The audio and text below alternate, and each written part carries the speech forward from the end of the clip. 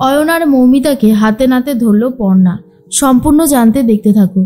গল্পের শুরুতেই দেখা যায় যে পর্ণা সৃজনকে আঁকতে বলে।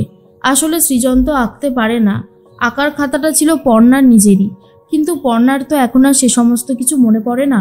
সৃজন তাই নিজের ঘাড়েই দোষটা নিয়ে নিয়েছিল আর বলেছিল, এসব তো আমি করেছি, তুমি যে কেন এত চিন্তা করছো। পর্ণা তখন খুব ভালো মতনই বুঝতে পারে এসব সৃজন করেনি, কিন্তু সেসব জানা সত্ত্বেও সৃজনকেই আঁকতে দেয় আর বলে, ঠিক আছে তুমি তাহলে একে এখন দেখিয়ে দাও তো কেমন তুমি আঁকতে পারো। সৃজন তো এরপর ভয় পেয়ে যায় আর যোগুদাদাকে ডাকতে থাকে আর বলে, যোগুদাদা এবারের মতন তুমি আমাকে বাঁচিয়ে দাও। আর ঠিক সেই মুহূর্তেই সৃজনকে ডাকতে চলে এসেছে বর্ষা আর রুচিরা। বর্ষা আর রুচিরা এসে বলে, নিচে সমস্ত শাড়ি চলে এসেছে আর কিভাবে কোনটা সাজানো হবে সেই সব লোকও চলে এসেছে, চলো তোমাকে যেতে হবে। রুচিরার কথায় সৃজন তখন বলে, উফ রুচিরা, তুমি নিজেও জানো না তুমি কোন সময়ে এসে আমাকে বাঁচিয়ে দিলে। আজ তো আমি একটা বড়সড় বিপদে পড়তে চলেছিলাম। রুচিরা তখন বলে, বড়সড় বিপদ কি হয়েছে? তখনই সৃজন বলে, পরে বলবো। আরে পর্ণা তো রীতিমতো আমাকে জেরা করতে বসিয়েছে। আরে ওই যে আঁকার খাতাটা, পর্ণার আগের আঁকার খাতাটা, ও তো খুঁজে পেয়ে গেছে। ও ভাবছে এই আঁকাগুলো কে এঁকেছে। আমি তো নিজের ওপরই সব দায় নিয়ে নিয়েছিলাম, কিন্তু আমি তো সত্যি আঁকতে পারি না। তখন বর্ষা বলে, দাদা আজ তুই জম বাঁচান বেঁচে গেলি। এর মধ্যেই পর্ণা সমস্ত শাড়িগুলো গাঁটটি থেকে বার করে দেখতে থাকে আর বলে, বাহ সবকটা শাড়ি তো অনেক সুন্দর হয়েছে, চোখ সরানো যাচ্ছে না। তখনই জেঠু বলে, ভাইপো বলছি কোথায় কোন জিনিসটা হবে সেটা তুই ওদেরকে বলে দে, তাহলে ওদের অনেক বেশি সুবিধা হবে। তখন পর্ণা বলে, হ্যাঁ হ্যাঁ সেটা বরঞ্চ আমি বলে দিচ্ছি। এর মধ্যে অয়ন আর মৌমিতাকে ফোন করেছে ঈশা। অয়ন তখন সাইডে গিয়ে ফোনটা রিসিভ করে। ঈশা তখন বলে, অয়নদা এই নিয়ে তোমাকে 11 বার ফোন করছি, তুমি ফোনটা ধরলে না কেন? অয়ন তখন বলে, আসলে ঈশা এদিকে একটা গন্ডগোল হয়েছে তো তার জন্যই আর কি, আমাদের খুব ভয় করছে। ঈশা তখন বলে, ভয় পেয়ে কোনো লাভ নেই, তোমাকে কাজটা করতেই হবে। আর শোনো, ভয় পেয়ে তুমি কিছু করতে পারবে? একটা কথা মনে রেখো, আমি কিন্তু তোমাকে ছেড়ে কথা বলবো না, আমি যেই কাজটা বলবো সেটা তোমাকে করে দিতে হবে। পর্ণা যে সমস্ত শাড়ির অর্ডার দিয়েছে ওগুলো কি এসেছে? অয়ন আর মৌমিতা বলে, হ্যাঁ এইমাত্র এসেছে। ঈশা তখন বলে, ব্যাস ওই সমস্ত শাড়িগুলো তুমি ওখান থেকে সরিয়ে ফেলে আমার কাছে নিয়ে আসার ব্যবস্থা করবে। অয়ন তখন বলে, এটা আমি কি করে করব?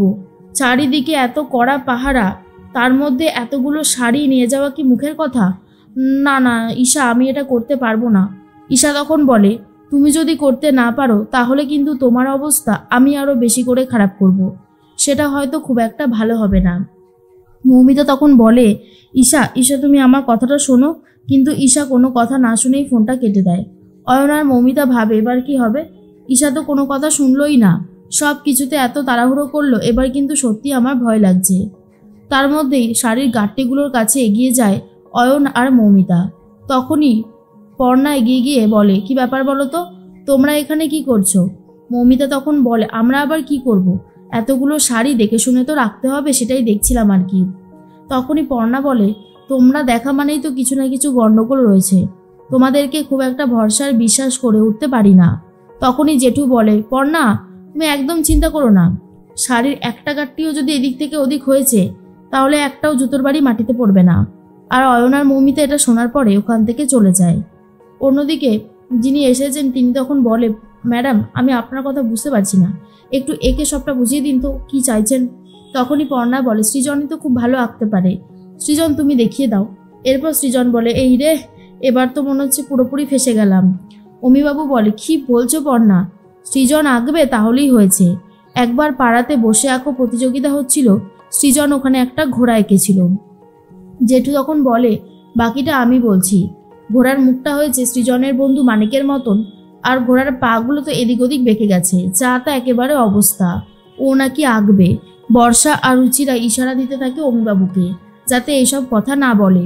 সৃজনের কথায় তখনই পর্ণা বলে, পর্ণা তখন সৃজন বলতে থাকে, বলছি তুমি এঁকে দাও না। পর্ণা তখন বলে, কেন সৃজন, তুমি তো বলেছিলে তুমি খুব ভালো আঁকতে পারো, এই আঁকাগুলো তুমি এঁকেছো। তখন অমিবাবু আর জেঠুর কাছে সবটা পরিষ্কার হয়ে যায়। জেঠু তখন বলে, পর্ণা ও তো প্রাণী খুব একটা ভালো আঁকতে পারে না, কিন্তু শাড়ির ডিজাইন খুব ভালো আঁকতে পারে, তাই না সৃজন? সৃজন বুঝতে পারে জেঠু আর বাবা এবারে বুঝতে পেরেছে কেন মিথ্যে কথাটা বলেছিলাম। পর্ণা মনে মনে ভাবে সৃজন তো অকারণে মিথ্যে কথা বলার মতন ছেলে নয়, তাহলে কি এমন হচ্ছে আর কেনই বা ও আমার কাছ থেকে সবটা লুকাতে চাইছে সেটা আমাকে জানতেই হবে। এর মধ্যে পর্ণা তো আগে থেকেই সবটা এঁকে রেখেছিল। এরপর ডিজাইনারকে দিয়ে দেয় আর উনি তখন বলে ঠিক আছে ম্যাডাম, সবটা আমি বুঝে নিচ্ছি। এদিকে রাত হতেই পর্ণা আর সৃজন ঘুমিয়ে পড়ছে। হঠাৎ করে অয়ন আর মৌমিতা রাতের বেলা উঠে পড়েছে শাড়ির গাঁটটিগুলো সরাবে বলে। তখনই চিন্টু চোর এসে গেছে।